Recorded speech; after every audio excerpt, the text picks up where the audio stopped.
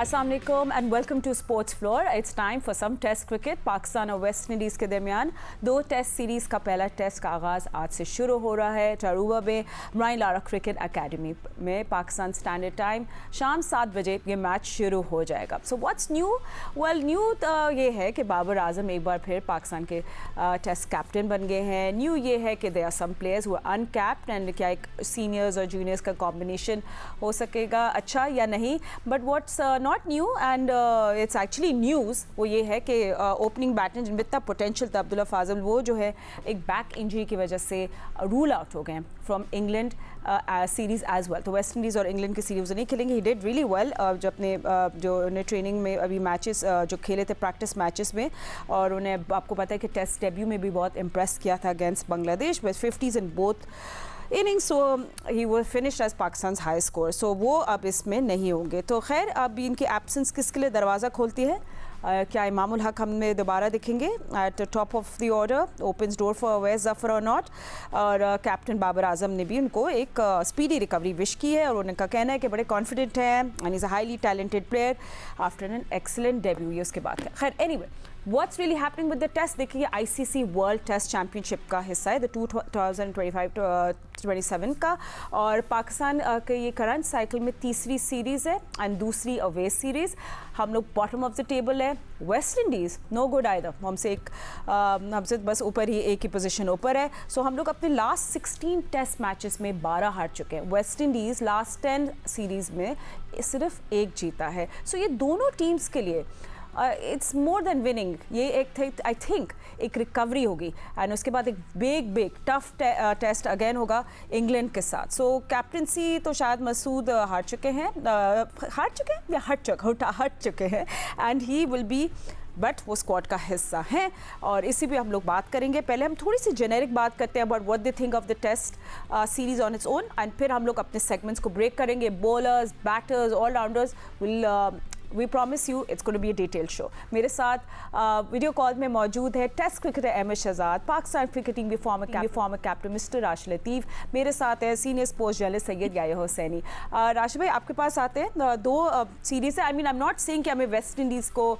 Rule out करना चाहिए और टेक देम लाइटली, बट आपके आगे इंग्लैंड के साथ भी टफ सीरीज़ है। डू यू थिंक यही टेस्ट सीरीज़ है जिसमें आप अपने you have to get your combinations right? हर सीरीज में हमारे काफी प्लेयर्स चेंज होते हैं और हमने पहले भी बात की थी कि जो 15 मेंबर स्क्वाड अनाउंस हुआ है, काफी चेंजेस हैं। लास्ट जो सीरीज जो होम खेली थी अगेंस्ट साउथ अफ्रीका, उसके बाद 8 प्लेयर्स चेंज हुए। नो डाउट हम गए बीच में खेलने के लिए, बांग्लादेश 2-0 हुआ वहाँ पे। 2 ओपनर्स को हमने आजमाया और दोनों अच्छे opener Azan Awais and Abdullah Fazal. Unfortunately Abdullah Fazal की कल खबर आई है कि फील्डिंग करते हुए इंजरी हो गई उनके, वो बहुत जल्दी किया। वेस्ट इंडीज में इतनी फैसिलिटीज है नहीं कि हमारे होके पूरी रिपोर्ट ही तैयार कर दी और 2 सीरीज के लिए बाहर भी कर दिया। देखिए फास्ट बॉलर अगर ऐसी इंजरी होती है ना तो हम थोड़ा कह सकते हैं 15-20 दिन के लिए गया, 25 दिन के लिए। ये कौन सी इंजरी है कि वेस्ट इंडीज जैसे कंट्री में फॉरन ही रिपोर्ट आ गई और आपने उसको 2 सीरीज के लिए या 1 सीरीज के लिए आपने बाहर कर दिया। वेस्ट इंडीज हमेशा से एक खबरों की जगह रही है। पाकिस्तान की हिस्ट्री अगर देखते हैं हमेशा से रही है। 93 देखें या 2000 देखें, उसके बाद की जितनी भी सीरीज होती है कोई ना कोई खबरें वहाँ पे आती रहती हैं। देर से आती हैं लेकिन आती जरूर है। मैं बात हो रही है पाकिस्तान और इसकी मैचेस की, तो इसमें 4 ओपनर्स थे जो कि मैं याह्या के साथ पहले भी परसों तक प्रोग्राम किया था या कल किया था, उसमें भी यही किया था कि हमारे 16 टेस्ट में से 12 हारने की वजूहत तो होंगी ना कोई। हम हमेशा 3-4 ओपनर से चले जाते हैं जहाँ पे अकोमोडेट करते हैं किसी ना किसी को टॉप ऑर्डर के ऊपर। और यहाँ पे अजान अवैस, अब्दुल्ला फजल आउट हो गए। शान मसूद ओपनर 27-28 टेस्ट में शुरू में ओपनिंग की है उन्होंने, फिर 3 नंबर पे भी आए और कुछ मैचेस में T20 में 5 नंबर 4 नंबर पे भी खेले। और इमाम उल हक वापिस आए, 26 का एवरेज है लास्ट 5 टेस्ट मैचेस में। अगर हम ऑल टुगेदर इनकी परफॉर्मेंस देखेंगे एज ए बैटिंग यूनिट, सिर्फ 41 की एवरेज नजर आती है हमें, वो है मोहम्मद रिजवान की। अदरवाइज सब लो एवरेज हैं, जो कि आपके वर्ल्ड क्लास प्लेयर है, सारे एवरेज इतनी अच्छी नहीं है। और रिजवान ने भी 170 प्लस एक नॉट आउट किया है, जिसकी वजह से हमें बहुत अच्छा एक अमाउंट लग रहा है, उनका डिजिट लग रहा है। अदरवाइज इनकी परफॉर्मेंसेस बहुत अच्छी नहीं है। बाकी जहाँ तक रही है प्लेइंग 11 की, आई थिंक अवेश जो है वो शायद खेलेंगे, और टीम बनाने में मुश्किल होगी, जरूर होगी। यहाँ पे ये सोचेंगे कभी कि चारों फास्ट बॉलर खिला दें या स्पिनर खिला दें। मुझे लगता है कि शुरू के पहले ही टेस्ट मैच में प्लेइंग 11 में इशू आएगा इनके। एंड जस्ट बिफोर हम लोग ट्रांजिशन करें दूसरी बात पे, let's have a look at Pakistan squad. आपको थोड़ा सा एक नज़र स्क्वाड पे सबसे पहले डाले थे, फिर वहाँ से हम प्लेइंग 11 का सवाल अहमद से भी पूछेंगे। याई भी हमारे साथ है। So Babar Azam as you know is a captain, उसके साथ आमिर जमाल, अली उस्मान, अजान अवैस, इमामुल हक, खुरम शहजाद, मोहम्मद अब्बास, मोहम्मद अली, मोहम्मद रिजवान, मोहम्मद अवैस ज़फ़र, गाजी Gauri, Sajid Khan, Salman Ali Agha, Shan Masood and Ubaid Shah. So we have 4 uncapped players squad में। अली उस्मान, अवैस ज़फ़र, गाजी गौरी, उबैद शाह, अब्दुल्ला फजल आपको पता है लोअर बैक इंजरी की वजह से आप सीरीज से बाहर हो गए। सो इमामुल हक, अहमद, आई सी लाइक अनलाइकली उनकी जगह टॉप ऑर्डर में आएंगे।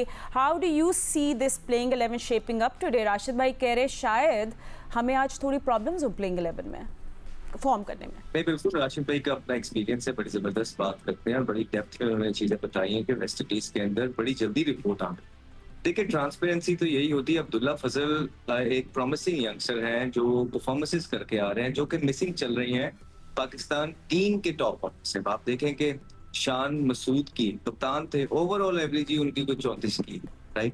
उसके बाद अगर आप बाबर आजम की एवरेज देखेंगे तो वो भी जो है ना इतने की 27 की एवरेज उनकी बन रही है आखिरी 13-14 मैचेस के अंदर।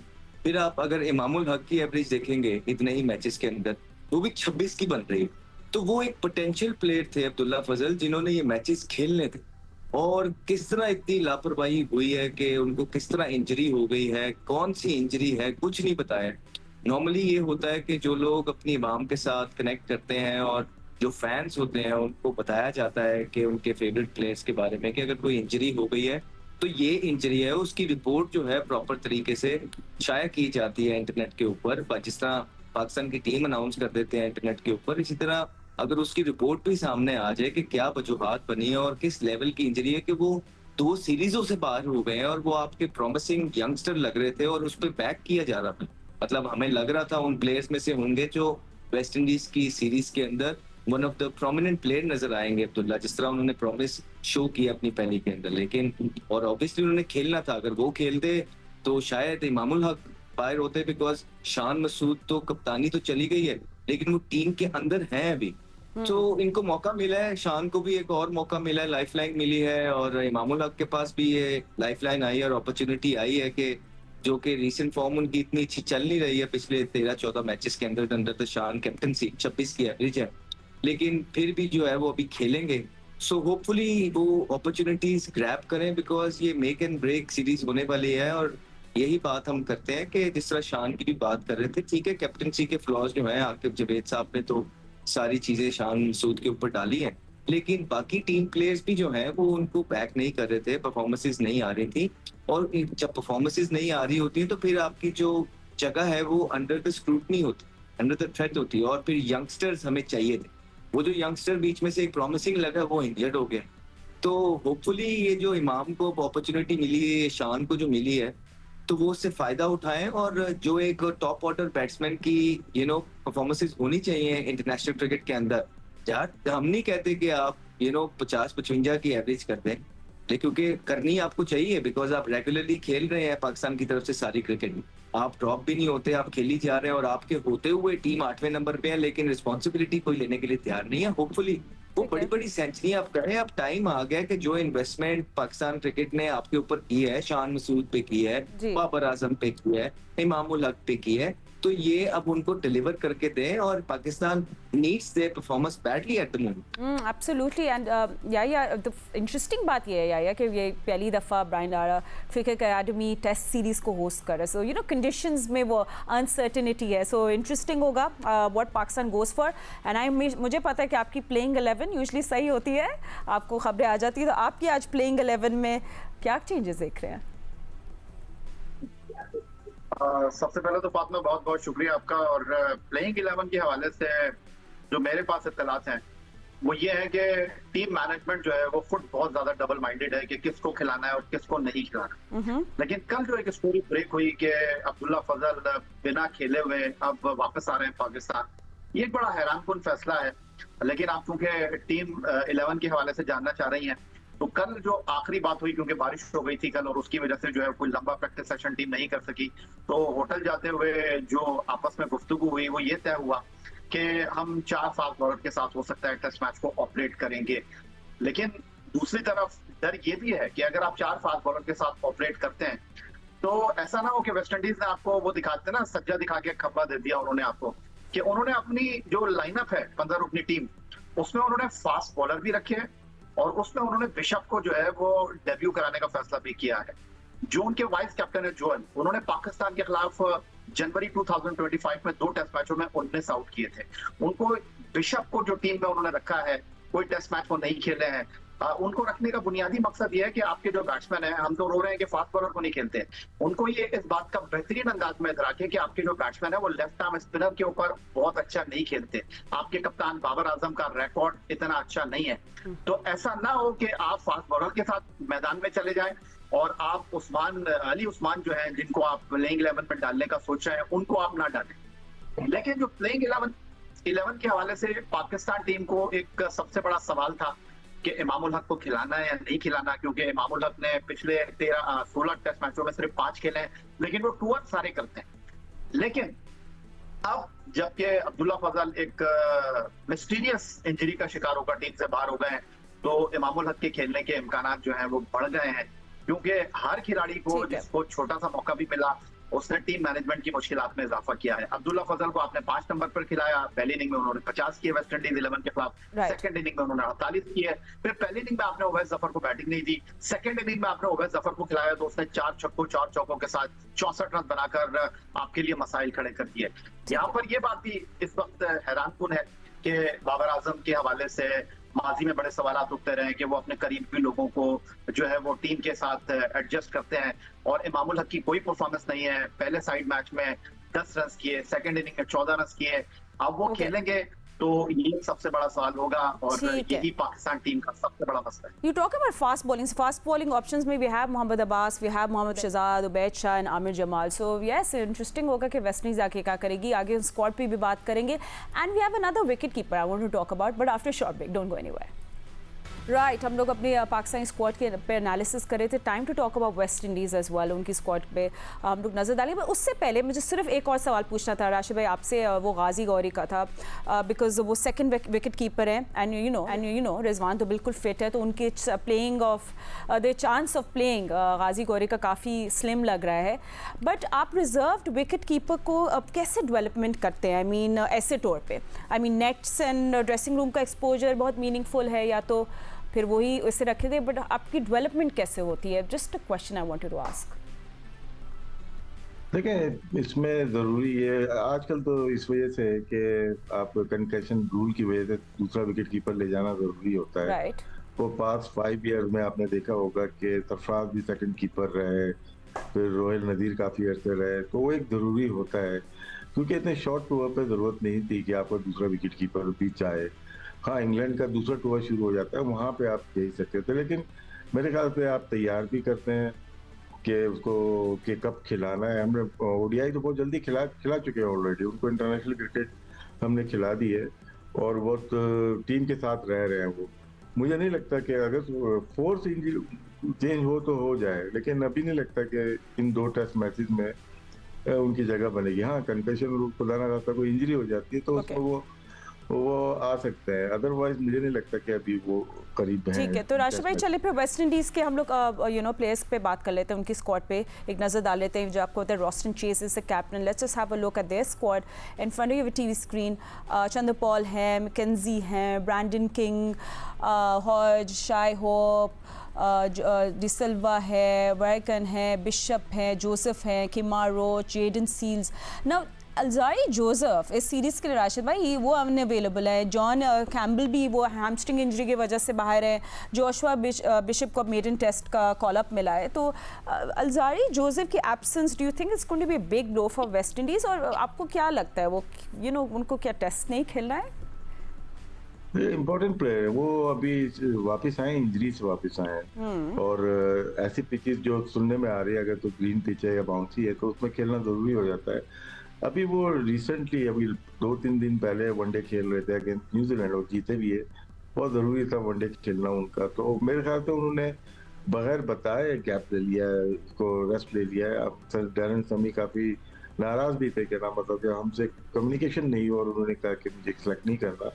तो शायद वो रिहैब के प्रोसेस में अभी मुकम्मल नहीं हो पाए थे, जिसकी वजह से उन्होंने शायद रेस्ट मांग लिया है। वेस्ट इंडीज की जो टीम खेली है अगेंस्ट श्रीलंका, अच्छा खेली है। श्रीलंका ने 600 रन किए, तो उसके ऊपर 550 रन किए। उससे पहले टेस्ट में आमिर जंगू ने डबल सेंचुरी की है, रॉस्टन चेज है इनके पास, ग्रीव ने उन्होंने सेंचुरी की है, शे होप है, तो चंद्र पॉल है। तो इनकी बैटिंग तो बड़ी स्ट्रांग लग रही है और बॉलिंग भी। अगर अल्दारी भी होते साथ में और शमार जोसेफ मुश्किल बॉलर है। मुश्किल इसलिए कि उनका आर्म स्पीड बहुत अच्छी है, जैसे जोफ्रा आर्चर की है, वो आके उनका बाउंसर, उनकी बॉलिंग थोड़ा सा मुश्किल जरूर करती है अंदर आती गेंद के ऊपर। स्टील्स हैं, वो भी अच्छे बॉलर इनके पास है। कीमा रोच है, फास्ट बॉलिंग इनकी है। वेरिकन लेफ्ट आर्म स्पिनर जो कि शायद अगर खेलते हैं तो वो हमें प्रॉब्लम कर सकते हैं। इनकी हमारी टीम के लिहाज से अगर देखा जाए, मवाजना किया जाए, एक 8 नंबर की टीम है WTC में, एक 9 नंबर की टीम है, बहुत ज्यादा फर्क नहीं है। उनको होम एडवांटेज एक नजर आता है वेस्ट इंडीज को, कि थोड़ा सा पिचेस का एडवांटेज होता है, क्योंकि जहाँ पे मैच होने जा रहा है यहाँ पे मेरे ख्याल से 2-3 मैचेस जो मैंने उनकी देखी है, जो स्कोर कार्ड, जिसने भी टॉस जीता है दूसरी टीम को बैटिंग कराई है, और पहली बैटिंग में रन बहुत हुए हैं। एक में 500 रन हुए, एक में 450 रन हुए, और पहले बैटिंग करने वाली टीम जीत गई। इसका मतलब है मॉइस्चर और ग्रीन नजर आता होगा, जिसकी वजह से टॉस जीत के बैटिंग करा रहे हैं और मैच हार रहे हैं। तो यही देखते हैं कि वेस्ट इंडीज और पाकिस्तान टॉस जीत के यहाँ पे क्या करते हैं। एंड यू नो जैसे याया ने अब भी बताया अहमद कि उन्हें एडिशनल एक स्पिनर भी ऐड किया जोशुआ बिशप को। आई मीन क्या इससे सिग्नल मिल रहा है the host are expecting spin friendly slow pitch? I don't know, हमने इसमें अभी टेस्ट मैच नहीं देखा अभी, बट क्या कुछ सिग्नल्स?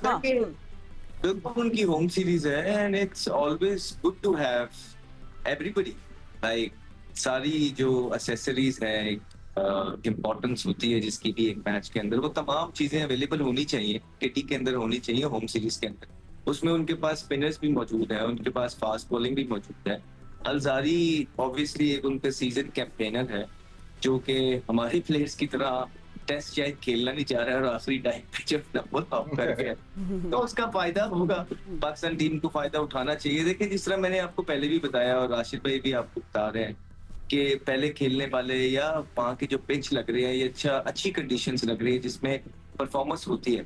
तो हमने तो यही सीखा था टेस्ट के अंदर, जिस तरह यूनुस भाई वगैरह जब भी बी बैंक के अंदर भी हमसे बात करते थे, बताते थे कि once you set on these sort of tracks आप लंबा लेके जाएंगे। इसमें आप एवरेजेस देखते हैं जी, उसने 50 की एवरेज है या उसकी 41 की है या 26 की है, तो वो ये नहीं देखते हैं, एवरेज में नजर आता कि यार जहाँ पे 150 कर सकता था इंसान, वहां पे 40-50 करके वो आउट हो। ठीक है, तो पाकिस्तान को उन चीजों पे फायदा है, जिस तरह हम अक्सर बात करते हैं कि यार आप 30 रन भी करें जो मुल्क के काम है। इसी तरह इन तरह के पिचेस पे जहाँ पे अच्छे बैटिंग कंडीशंस आपको नजर आ रही हैं, तो फिर आपको 150, 200 की तरफ भी अब जाना है। अब आप यही 40, 35, 34, 26 ये आपकी जो है ना टेस्ट के अंदर एवरेजेस रह गई हैं।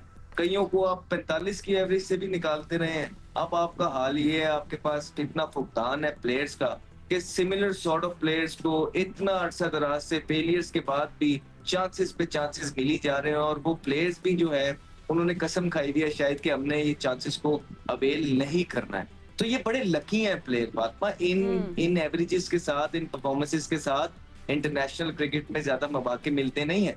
लेकिन आप एक्सपेक्ट कर सकते हैं कि अगर 8वें नंबर की आपकी टीम है, तो ऑब्वियसली कोई ना कोई चीजें तो आप करते चले आ ही रहे हैं, इसलिए आप 8वें नंबर की टीम है। इसलिए मैं कह रहा हूँ कि यंगस्टर्स चाहिए थे इस टीम को, जो कि अब्दुल्ला फजल में एक पोटेंशियल नजर आई थी कि जो आके एक 50 की एवरेज से खेलता हुआ प्लेयर नजर आए, 60 की एवरेज से। कुछ नया है ना, फ्रेश है, क्योंकि बाकियों को तो हमने देख लिया है पिछले 8-8, 9-9, 10-10 सालों से हम देखते ही चले जा रहे हैं। जिस तरह आप इमाम की भी बात कर रहे हैं, अरसे दराज से वो भी खेल रहे हैं, और फिर इतना अरसा आप खेल के और बेंच पे बैठ रहे हैं, ये फिर जस्टिफाई नहीं है। इसका मतलब है कि आपकी परफॉर्मेंस जो है कहीं ना कहीं जो आपसे एक्सपेक्टेशंस थी उस लिहाज से आपकी परफॉर्मेंसेस नहीं है। इसी तरह आप शान की परफॉर्मेंसेस भी देखेंगे, अगर बाबर की परफॉर्मेंसेस भी देखेंगे तो बहुत बिलो पार हैं, और इन परफॉर्मेंसेस पे जिस दौर पे हम खेल रहे थे उस दौर पे अगला मैच नहीं मिलता था। तो लकी है ये प्लेयर कि अभी भी ये ग्रीन शर्ट पहन रहे हैं, व्हाइट शर्ट पहन रहे हैं, सितारा इनके चेस्ट पे है और एक और अपॉर्चुनिटी इनको मिली है अपना भी करियर लंबा करने की और पाकिस्तान को भी जितवाने की, बशर्त ये कि वो राइट चीजें, वो तमाम इंग्रेडिएंट्स जो कि रिक्वायर्ड होते हैं इंटरनेशनल क्रिकेट में परफॉर्मेंस करने के लिए। होपफुली इस दफा जो कैंप लगाया जिसकी बहुत तारीफें हो रही हैं, होपफुली उन्होंने तमाम अपने फ्लॉज पे काम किया और जिसपे कप्तान भी बोल रहे हैं कि हमने फिटनेस पे भी काम किया है, हमने यंगस्टर्स पे भी काम किया है, सीनियर जूनियर का मिक्सचर होपफुली ग्राउंड के अंदर भी हमें शो करें और ये तमाम चीजें जो है सिर्फ बातों और बयानबाजी की हद तक नहीं रह जाए, हमें इन्होंने नजर आए अपने प्लेयर भागते हुए, जान पाड़ते हुए, हमारे bowler second spell third spell के अंदर 145 पे बॉल करते हुए नजर आए, लिंप करते हुए ना नजर आए, फिर तो हम कहेंगे कि हाँ यार बिल्कुल ये कैंप एक जबरदस्त कैंप था। और हमें नजर आ रहा है कि तीसरे स्पेल के अंदर भी जो है हमारे बॉलर्स 140-45 पे बॉलिंग कर रहे हैं और हमारे बैट्समैन जो 50 करके आउट नहीं हो रहे, 150 पौने 200 की तरफ जा। Too many demands, Ahmed. Too many of them today. Okay, but our next segment, हमसे भी यही होती थी फातिमा, हमें डिलीवर करना पड़ता था, नहीं तो बाहर हो जाते थे। It's next segment हमारा. It's captain versus captain. Comparing both captains, Babar Azam versus Roston Chase. I mean एक तरफ बाबर आजम है, of course हम लोग कहते हैं वर्ल्ड क्लास बैटर है, कैप्टनसी में उनको सेकंड चांस मिला है. रॉस्टन चेज, ही is a batting allrounder, off spinner भी हैं, होम कंडीशन का एडवांटेज भी है कैप्टन को. तो या जब बाबर पहली दफ़ा ही got a chance to be a captain and you have this profile in front of you दोनों की, आप लोगों की स्क्रीन पे, जब बाबर पहली बार कैप्टन बने थे, वो यंग लीडर थे, फिर कैप्टनसी लूज करना, फिर प्रेशर फेस करना, फिर लीडरशिप से बाहर से हट के उन्हें शायद टीम को ऑब्जर्व भी किया होगा. तो क्या हम लोग एक टैक्टिकली मोर मैच्योर बाबर आजम देखेंगे इस मर्तबा? फातिमा, चाहे आम जिंदगी में बात कर लें, चाहे पाकिस्तान क्रिकेट के हवाले से बात कर लें, हम हादसा के ऊपर जो है वो फैसले करते हैं और एक हादसा दूसरे हादसे को भुला देता है. रॉस्टन चेज का बाबर आजम के साथ कोई कंपैरिजन बनता नहीं है. वो एक ऑलराउंडर है, बाबर आजम जो है वो एक मुस्तनद बैट्समैन है. तो अगर बाबर आजम का आप इस वक्त जो रूप से मवाजना करें, रोहित शर्मा से मवाजना करें या विराट कोहली से मवाजना करें, तो बाबर आजम का उनसे मवाजना बनता नहीं है परफॉर्मेंस की बुनियाद पर. लेकिन यहाँ जो सूरत हाल है वो मैं खासतौर पर बाबर आजम के हवाले से बात करूंगा. 62 टेस्ट मैच, 4,481 रन, ये उनका 21वां टेस्ट मैच होगा एज ए कैप्टन. 10 में वो जीते हैं, 6 में वो हारे हैं. लेकिन अफसोस के साथ मुझे कहना पड़ता है कि अब तक जो प्रोसीडिंग मैंने देखी है, मुझे कहीं ऐसा लगता है कि बाबर आजम ने पाकिस्तान क्रिकेट बोर्ड की आवाज पर लब्बैक कहा. शान मसूद को उन्होंने हटाकर बाबर को कप्तानी के लिए कहा. बिल्कुल बाबर को कप्तानी एक्सेप्ट करना चाहिए थी. आपको अगर मुल्क आवाज देता है तो आपको जाना चाहिए. लेकिन चीजें वही पुरानी हो रही हैं जो मुझे नजर आ रही हैं. कल जब मैंने बाबर आजम का वीडियो देखा जो कि वेस्ट इंडीज का आया, उसमें मुझे कहीं लगा कि बाबर आजम अपने खेल से ज्यादा जो है वो अपनी गुफ्तगू के ऊपर ज्यादा जो है वो लोगों को मुतवज्जे करने की कोशिश कर रहे हैं. वो बॉडी लैंग्वेज के साथ जो है वो बताने की कोशिश कर रहे हैं. बाबर आजम को इन चीजों पे नहीं जाना चाहिए. बाबर आजम को अपने खेल पर फोकस करना चाहिए. पाकिस्तान सुपर लीग के दौरान भी मैंने उनको कई बार देखा, वो इतनी दफा प्रेस कॉन्फ्रेंस में नहीं आते, वो प्रेस कॉन्फ्रेंस में आए. तो ऐसा लगता है कि बाबर आजम जो है वो खेल से ज्यादा दीगर चीजों के ऊपर जो है वो अपनी एक इमेज को बेहतर करने के लिए जो है वो चीजों पर फोकस कर रहे हैं. और जो भी उनको ये बता रहा है वो गलत बता रहे हैं. क्योंकि बाबर आजम अगर अपना इमेज बनाएंगे, बाबर आजम अगर अपने आप को प्रेजेंट करेंगे तो एक बैट्समैन की हैसियत से करेंगे. आई थिंक मेरा ख्याल है कि बाबर आजम को इन चीजों के बारे में सोचना चाहिए. ठीक है, मे बी कॉन्फिडेंस उनका उस सेंचुरी से आया ड्यूरिंग द प्रैक्टिस मैच, नहीं?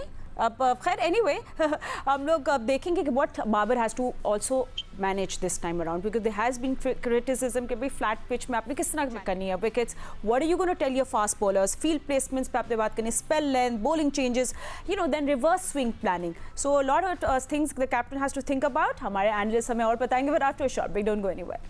इमाम लाइकली ओपन करेंगे इंस्टेड ऑफ अब्दुल्ला फजल जो आउट हो गए हैं वेस्ट इंडीज़ और इंग्लैंड के खिलाफ टेस्ट सीरीज़ के. राशिद भाई, जस्ट इसी को कंटिन्यू करते हैं.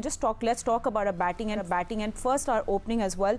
देखिए इमाम के पास एक्सपीरियंस है, कांट डिनाई दैट. मैं उनके पास एक कम बैक की अपॉर्चुनिटी भी आ गई है. He is a slow starter, थोड़ा कॉशियस स्टार्टर है. एंड देन अगर हम अजान भी खेलते हैं तो वो भी थोड़े इनिंग्स बिल्ड करते हैं. सो पाकिस्तान का स्कोरिंग रेट अर्ली ओवर्स में क्या बहुत स्लो हो सकता है, और is it going to be surviving the new ball ज़्यादा इंपॉर्टेंट होगा? वो देखिए टीम में कैसे आया ये एक अजीब सी बात लगती है, क्योंकि लास्ट 2 टेस्ट मैचेस जो खेले अगेंस्ट साउथ अफ्रीका, एक जीते हम 93 इनकी इनिंग थी पहली इनिंग्स में, उसके बाद पिंडी टेस्ट में भी उनकी परफॉर्मेंस अच्छी नहीं थी, 17 और 9 रन बनाए थे। उससे पहले 2 टेस्ट मैचेस भी इन्होंने ऑस्ट्रेलिया में खेले थे, पर्थ एंड मेलबर्न में, वहां पे भी परफॉर्मेंस नहीं थी। जब इनका इंक्लूजन हुआ एज ए 4th ओपनर, वहाँ डाउट क्रिएट हो गया, तो खेलेगा कौन, इनकी जगह तो बनती ही नहीं है कहीं से भी। इनका पूरे 16 टेस्ट में जो बात हो रही है शान के अंडर में, उसमें तो 26 की एवरेज है। तो इसमें डाटा मिसिंग हो गया पाकिस्तान की रिपोर्ट का, पता नहीं क्या छुपा के रखा हुआ था, जो कहा था कि 85% डाटा भी ट्रैक करेगा, 15% ह्यूमन माइंड करेगा। तो जब तक आपकी नीयत सही नहीं होगी ना, जब तक आप नहीं बना सकते टीम। 4 ओपनर का मतलब है कि एक को तो आपने बाहर कर दिया ना, इतनी जल्दी बाहर कर दिया, तो डाउट क्रिएट हो जाते हैं। मैं बिल्कुल सही बताऊं, मुझे डाउट है उनकी इंजरी पे, अनाउंसमेंट के ऊपर, लेकिन बात हो रही है इमाम उल हक के ऊपर।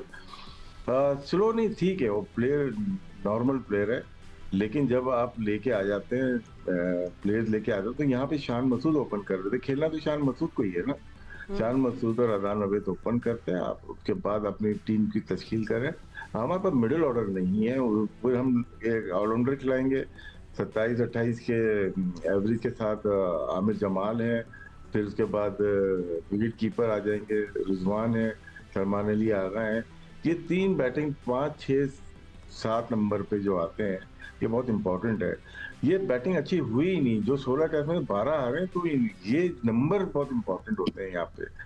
तो बाकी इमाम के अलावा एक और बात ये कि स्पिनर अगर नहीं खिलाते, वैसे ही हम लोग ओवर रेट में बहुत पीछे हैं। 8 डिटेक्ट हुए हैं हमारे पॉइंट्स WTC में 2 सीरीज के अंदर। अगर अभी भी नहीं खिलाते तो हमारे फास्ट बॉलर बहुत टाइम लेते हैं। तो मेरा तो मशवरा यही है कि किसी स्पेशल स्पिनर से जरूर जाना चाहिए, पार्ट टाइम से नहीं। And you know, Ahmed, this middle order की batting की भी बात करें, I mean, I also want to hear from your side as well. I mean, you know, you have Rizwan likely number 6, and then you have Salman Ali Agha. You know, tactical balance में उनका role भी बहुत significant होता है. But where do you see this middle order shaping up? देखिए, मैं क्या बात करूँ फातिमा, आप परफॉर्मेंसेस देखिए ना कि आपके जो बेस्ट बल्लेबाज नहीं आए, उनकी एवरेज भी 35 की है। फॉर एग्जाम्पल सलमान अली आगा की अगर आप बात करते हैं और हम भी बात करते हैं, कहते हैं जी बड़े जबरदस्त टेस्ट प्लेयर हैं, तो एवरेज 35 की है। तो जो भी है, आज से पहले जैसा कुछ भी हुआ है, तो मैं फिर वही अपने बयान पे अड़ा रहूंगा कि हम लोग लकी हैं कि हम लोगों के पास जो है ना इतनी अपॉर्चुनिटीज आती जा रही है, और हम जो यंग टैलेंट आता है उनको इसी तरह अब्दुल्ला फजल की तरह हम लोग करते हैं, और उसके बाद जो है वो लोग गायब हो जाते हैं।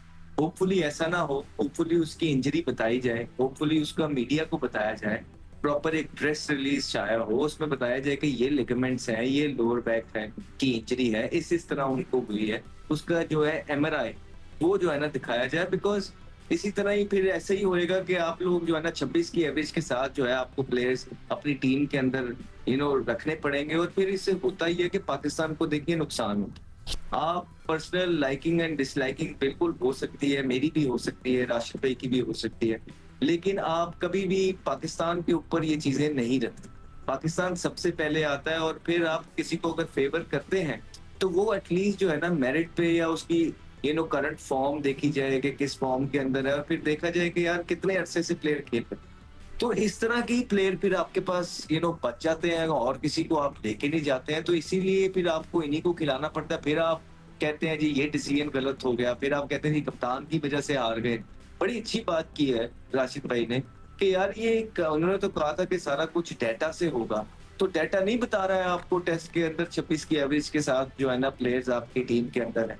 आखिरी 14 मैचेस में 26 की एवरेज है, टेस्ट के अंदर ये भी कोई एवरेज होती, मतलब जेन्युइन बैट्समैन की। फिर आपकी जो है ना ये नहीं बता रहा है कि आपका कप्तान जो रहा है वो 34 की एवरेज से ही रहा। तो ये तमाम चीजें, यही मैं उस टाइम भी आपको कहता रहा हूँ पीछे भी, कि जब आप बेंचमार्क ये सेट कर देंगे और आपकी कप्तान की एवरेज जो है ना 32 की होगी, 33 की होगी, तो उसके बाद फिर आप किसी प्लेयर को क्या पूछेंगे, वो आपको ये कहेगा कि हाँ जी हमारा कप्तान 34 का है और वो टीम का कप्तान है। तो अगर हमारी 32 की एवरेज है, 30 की एवरेज, तो जो जस्टिफाई होती है ना, जब आपके कप्तान की एवरेज 50 की होती है, 55 की होती है, जिस तरह आप स्टीव स्मिथ को देखते हैं, जो रूट को देखते हैं, इस तरह के। और फिर आप निचले वालों को भी देखते हैं कि वो उन्हीं के फुटस्टेप्स को फॉलो करते हैं, उनकी भी एवरेज कहीं ना कहीं 45 पे चली जाती है, 46 पे, 42 पे, 43 पे आपको नजर आती है। लेकिन यहाँ पे आपके पिछले 5-4 साल से 3 साल से जब से भी शान मसूद कप्तान थे, उनकी अपनी एवरेज जो है 32-33 की थी, तो आपको प्लेयर 26 की एवरेज से ही नजर आने थे। तो ये तो फिर आके कहते हैं, फिर जब इनको ये बताएं कि आप लोग ये चीजें गलत कर रहे हैं, फिर वो कहते हैं कि आप लोग जीते कब थे। वो अपनी 90s की मिसालें देने लगते हैं। ये वो कहते हैं कि यार हमारे हम तो कभी जीते ही नहीं, हम ये सीरीज भी हारे, हम वो सीरीज भी हारे, हम ये कप भी हारे। तो आपको तो इसलिए लेके आया गया है कि ठीक है हम सब कुछ हारे, दुनिया आगे की तरफ जा रही है, दुनिया तरक्की कर रही है। न्यूजीलैंड छोटी सी पॉपुलेशन के साथ देखें हर दफा सेमीफाइनलिस्ट होता है, फाइनल खेलता है, टेस्ट टीम जबरदस्त है। ऑस्ट्रेलिया छोटी सी पॉपुलेशन के साथ आप देखें कि हमेशा नंबर 1 के अंदर रहता है, अभी वर्ल्ड कप पीछे ओडीआई का जीता है। भारत देखें किस तरह उन्होंने इम्प्रूवमेंट किया है अपने डोमेस्टिक क्रिकेट से, किस तरह उनके प्लेयर्स डेवलप हो रहे हैं। तो आपसे आप क्यों नहीं कर पा रहे?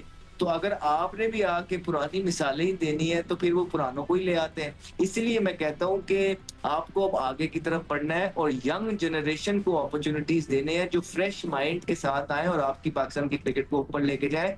नहीं तो यही होगा, 3 साल काम करेंगे, उसके बाद पुरानों की मिसालें देंगे और उसके बाद कहेंगे कि ठीक है जी हमें तो काम ही करने नहीं दिया। तो ये फलसफा है पाकिस्तान की cricket. You know, and I am also wondering, अगर आज अली उस्मान नहीं खेलते तो सलमान को क्या सेकंड स्पिनर का प्रॉपर वर्कलोड दिया जा सकता है कि नहीं? Would you promote him to number 5 because you know he plays good against spin? So all these questions, I know बस कम टाइम है, बट या मैं आपसे आमिर जमाल की भी बात कर लेती हूँ।